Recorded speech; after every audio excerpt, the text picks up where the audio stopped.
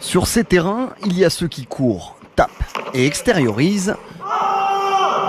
Et un peu plus haut, il y a ceux qui subissent. J'ai l'impression que c'est en fait un stand de tir, en réalité, qui est presque dans votre salon.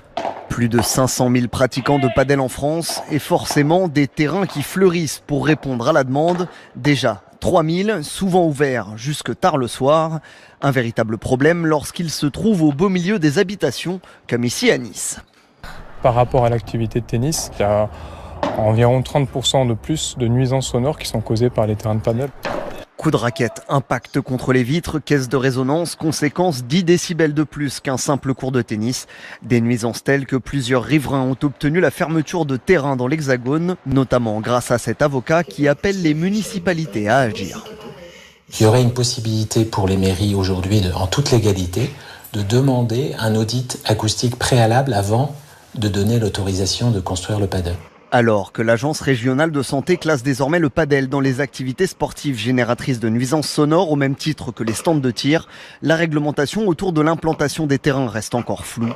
En Belgique et aux Pays-Bas par exemple, les terrains ne peuvent pas se situer à moins de 100 mètres d'une habitation.